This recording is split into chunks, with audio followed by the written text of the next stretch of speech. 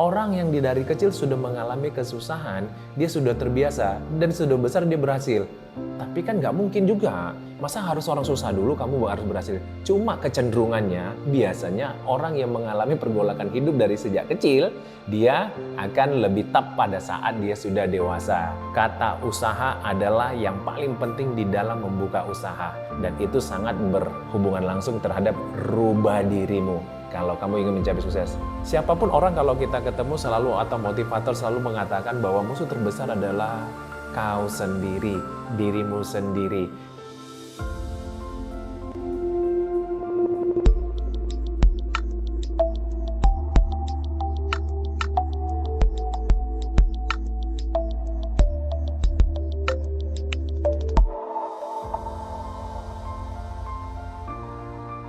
Setiap hari kita berpikir bagaimana memulai usaha dan berapa modalnya dan apa yang harus kita lalui. Padahal kalau kita rubah mindset kita bahwa pada saat memulai apapun itu usaha, pertama kali yang disebut adalah usaha, bukan modal. Berapa modal? Apa usahamu? Apa modalmu? Bukan. Pertama yang harus kita ketahuin dan kita benar-benar sepakat bukan modal tapi usaha. Usaha itu melekat pada diri kita, upaya, kemampuan dan mental kita. Kalau itu kita sudah pikirkan, artinya apapun bisa kita lakukan untuk memulai sebuah usaha. Seperti adalah salah satu kata seorang Steve Harvey. Steve Harvey mengatakan, dia sampaikan bahwa kamu harus meninggalkan kenyamanan untuk mencapai kesuksesan. Karena kamu harus mencintai ketidaknyamanan. Kalau ketidaknyamanan sudah kamu cintain, artinya kamu bisa bergelut di dalam dunia usaha. Siapapun orang kalau kita ketemu selalu atau motivator selalu mengatakan bahwa musuh terbesar adalah kau sendiri, dirimu sendiri.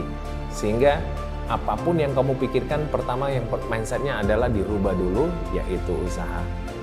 Usaha itu tidak butuh modal, tapi butuh kemampuan dirimu dan upayakan supaya itu bisa mencapai kesuksesan.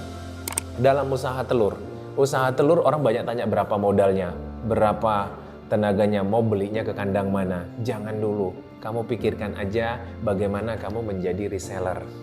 Kalau di dunia online sekarang, bagaimana kamu menjadi dropshipper. Kamu masih tanya modalnya. Kamu kan ada handphone, kamu kan ada laptop, kamu ada sesuatu alat yang sebenarnya tanpa membuka usaha pun kamu sudah punya itu alat. Sekarang kenapa tidak kamu gunakan? Kenapa tidak kamu upayakan? Yuk, banyak jualan sekarang dengan kamu buka open link yang bisa affiliate.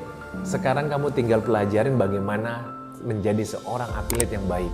Dan jangan lupa juga, kan kita tidak selalu ya bodoh-bodoh amat ya. Bodoh-bodoh amat ketika disampaikan untuk menjadi dropshipper, ya kamu jadi dropshipper. Begitu tidak laku barangnya, kamu langsung menyalahkan lagi. Lah kemarin menyampaikannya supaya saya jadi seorang dropshipper. Begitu saya menjadi dropshipper, ternyata tidak sejalan dengan apa yang sudah disampaikan. Kalau kamu menjadi seorang dropshipper, kamu harus lihat dulu referensi usaha ini mempunyai nama baik, bagaimana pengaruhnya, kamu bisa melihat ulasannya, kira-kira ulasannya dari semua yang memakai produk tersebut, banyak nggak orang yang kembali merepeat order. Tapi pertanyaannya nanti muncul lagi, kan buat orang kita seperti awam yang memulai usaha ini kadang-kadang kita pengen dikasih sebuah jawaban yang benar-benar bisa menyelesaikan semua masalah. Kan nggak begitu juga, karena semua masalah akan ketemu dengan masalah barunya, Nah, kalau ketemu dengan masalah barunya, kamu muncul sebuah solusi.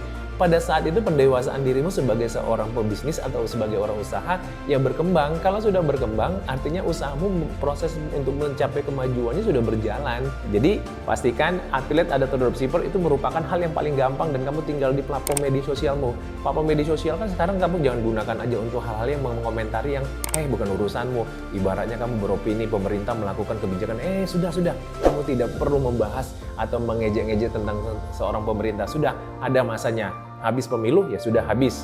Siapa yang terpilih, ayo kita jalanin. Sudah cukup banyak dan mudah-mudahan buat teman-teman ruang bisnis yang menjadi faktor penentu daripada kemajuan kita adalah bagaimana merubah diri sendiri. Steve Harvey juga memulai sebuah perjalanan hidupnya nggak gampang. Menjadi seorang pembawa talk show yang dengan bayarannya cukup luar biasa. Di 2014 dia punya kekayaan cuma $100 juta dan sekarang dia punya kekayaan di 2022 hampir $200 juta. Dia pernah mengawali karirnya dengan susah, orang tuanya adalah penambang batu bara. Kamu bisa lihat kesusahan itu. Biasanya, nah ini menjadi masalahnya. Orang yang dari kecil sudah mengalami kesusahan, dia sudah terbiasa dan sudah besar dia berhasil. Tapi Tapi kan nggak mungkin juga. Masa harus orang susah dulu kamu harus berhasil? Cuma kecenderungannya biasanya orang yang mengalami pergolakan hidup dari sejak kecil, dia akan lebih tough pada saat dia sudah dewasa. Tapi kamu orang yang sudah dikasih, diwarisin benar-benar dengan kenyamanan, dengan pendidikan yang baik, lingkungan yang baik, nggak gitu juga. Kamu kan juga sudah membaca buku, apa sih yang perlu dilakukan? Yuk tinggal aplikasikannya. Networking semua orang harus melakukannya. Tapi kalau kamu tidak dengan kejaringan, kamu nggak akan tercipta. Karena itu sangat penting untuk memajukan usaha. Usaha apapun yang kamu jual kalau kamu nggak punya jaringan. Sehingga teman-teman, saya pikir teman-teman sudah cukup paham ya, rubah dulu mindsetnya bahwa semua bisnis apapun yang mau dimulain, yang bisa merubah itu adalah kau, bukan orang lain. Kalau ditanya lagi, modal saya nggak punya. Kamu punya handphone, kamu punya laptop sebagai pelajar segala macam sudah difasilitasin. Kamu bisa pergi ke perpustakaan, bisa mencari dan mencatatnya. Sekarang, kata usaha adalah yang paling penting di dalam membuka usaha. Dan itu sangat hubungan langsung terhadap rubah dirimu kalau kamu ingin mencapai sukses.